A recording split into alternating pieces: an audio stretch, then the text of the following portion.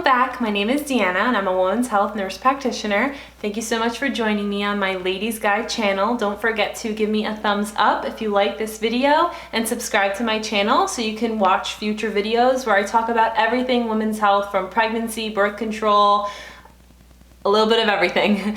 So on today's video, I'm going to be talking about what coronavirus has really taught us. What the lesson can we learn from this? And you know, it's been such a crazy time, both professionally and personally. I think all of us, obviously nobody saw this coming, and over the past few months it's just been a really crazy time to adjust to different things that we probably only saw in sci-fi movies before. But you know, I'm a big believer in always trying to find the silver lining to things and what lesson we can learn from this. And the reality is that there are lessons to be learned, and rather than living each day fearful of what's going on, how can we empower ourselves so that we can be better able to fight this virus if we do become exposed to it, and help protect our friends and family. So, you know, the numbers continue to show that although this virus is extremely contagious, easily passed along, that's probably the biggest problem with this virus, it continues to show that it is affecting people harder who have weaker immune systems or conditions already going on, heart disease, diabetes. Anything that is going to cause a weakening of the immune system can make them a bit more susceptible. Anybody with respiratory issues. Although this virus can also affect people who are perfectly healthy, the numbers still stand true that the majority that are affected worse still are people who have other conditions already. So this is the perfect time if, one, you're someone who may have some of those conditions, or two, you may be okay for right now, particularly if you're younger, but with time, if you continue to do certain lifestyle habits over the long term, you can end up with some of these same conditions, putting yourself more at risk for any virus, you know, and making yourself not feel as great as you could feel. So really, it's about the simple things of what we can do each day to help keep us healthy. That's the lesson here, right? We don't want to put ourselves in a situation to be more at risk for being able to contract this virus or any other virus that comes in the future, or any medical condition, right? So rather than play victim mode or be scared, I really, really urge you to take this time to find one thing that you can do today. And after watching this video, think of one thing that I talked about that you can maybe add to your life. So the big things that are daily habits that we do every single day that over the long term will affect how our health is what we eat, what we put into our minds, and if we're moving or not moving throughout our day. So what does that look like? So eating throughout the day. Are we eating fast food? Are we eating a lot of processed foods? Are we eating at all? That's a big one. Now, that is going to impact our bodies tremendously. And in a society where we live, where food is so much about this diet culture or this extreme indulgence in food, instead of looking at food for what it is, it's a nourishment for our bodies to function and work properly, right? We've gotten so far away from that concept. So shifting to the idea that, what am I going to put into my body today to feel good, right? And things that we know, studies show over and over again, that may make us feel good short term, but long term we end up feeling crappy, are processed foods, very sugary foods, anything that's fried, fatty. We might feel good in the short term. I used to be there myself, craving something so, like, I knew it was so bad for me, and it would feel amazing after the first minute that I ate it, like, yes, I satisfied my craving, and then give it, you know, within the hour, it was like, oh, food coma, why did I do that? Oh, I feel terrible, you know, might have stomach issues, or just feel very like sluggish after. That is a sign that what you're eating is probably not the best thing for our bodies, right? When we eat things that fuel us, that are good for us, our bodies let us know that. Our energy levels go up, we feel good, we no longer have digestive issues, our skin clears up, our mood goes up. I mean, it's a whole wonderful effect when we can connect and see that.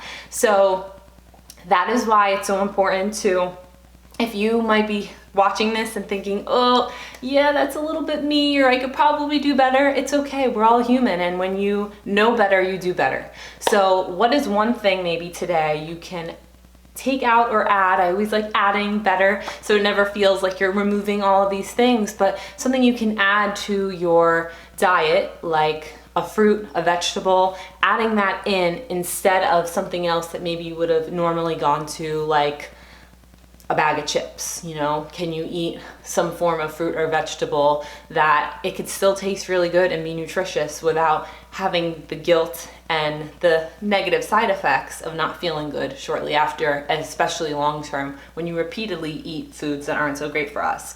So number one is looking at your nutrition. And again, I feel like I say this a lot, but you also don't want to be skipping meals or just barely eating. You know, that also goes on a lot too. I hear it all the time in practice. And when you're not really eating much or not eating regularly, that messes up your metabolism, and it's just not good overall for the energy that we need in our bodies. So eating throughout the day is important in a regular schedule, and just really making most of your foods whole foods. Plant-based is great.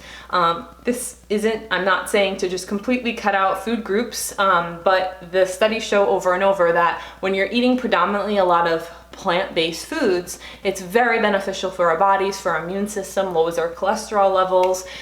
So it's a great place to start, just to see how you can add in more whole foods and eliminate the processed foods. So that is number one. Number two is what we put into our minds. You know, the news and social media can be like very, very stressful, especially right now with everything and different things out there and people talking, and it can get very tense.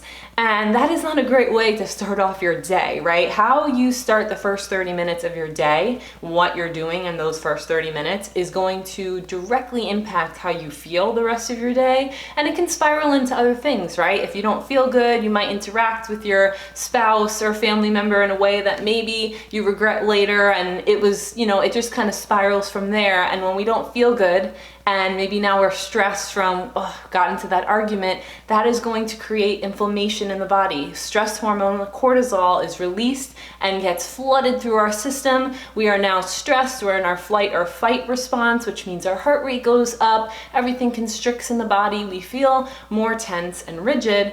And this may seem like, how does this have anything to do with my health and coronavirus? Well, it does. It impacts everything, because with this continuous cycle, and then it becomes habitual, right? Where without even thinking, you're going into this whole habit process, meaning that you wake up in the morning, you go on your phone because that's what you always do, or you turn on the news, you watch the news, oh my God, it's so stressful. That sets you off, and it kind of spirals, and we can go on like that. I mean, we are creatures of habit, and the longer of time we go on with that, the longer stress reactions continue to brew in our bodies, and over the long term it could definitely negatively impact our health.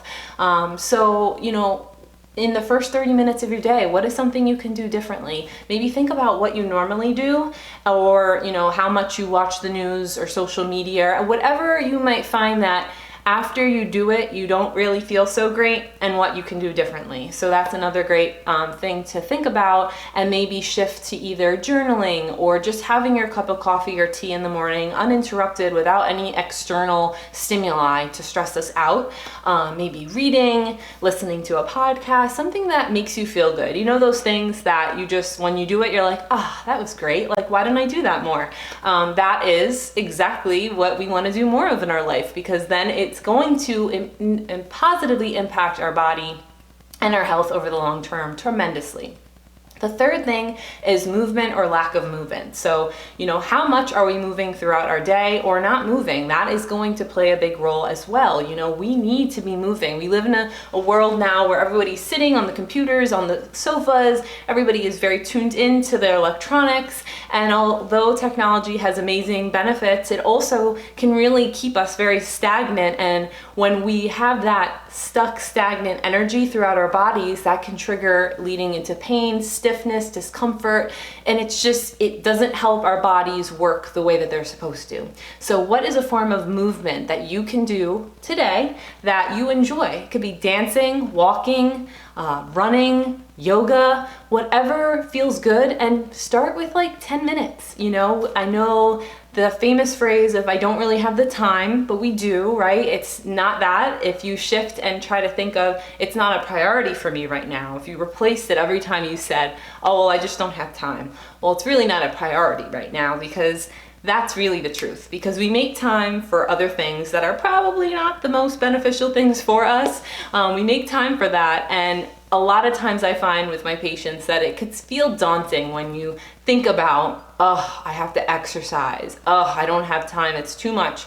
Do it for 10 minutes. 10 minutes is better than 0 minutes, and you will feel great after and feel like, yes, I did that. You could check it off your list and feel great about it. So rather than use this time to be scared of the world and how our future looks with our new normal, this is a time to shift to see what things can you do to better ensure that you're taking the best care of your body possible, and that you are helping strengthen your immune system, feeling a little bit better each and every day. And it's a practice. It's a continuous practice. Sometimes you might fall off, but it's about getting back onto that routine. We're all human, so I'm not saying we're always going to feel happy and perfect and motivated. I'm not always like that, but it's about getting back on to practice those self-care habits, little bits every day that are going to make the world of a difference. So I hope you enjoyed this video. Please don't forget to give me a thumbs up, like below, comment if you have any questions or any other topics you'd like to hear about. My Instagram is _the_ladies guide, @_the_ladies guide. Definitely go on there and check me out, message me. I love hearing from you all. It makes me really happy to see all the women that I've touched and that I continue to communicate with and learn from you all the time. So definitely feel free to reach out. Thank you so much for watching this video, and I look forward to seeing you in my next one. Bye.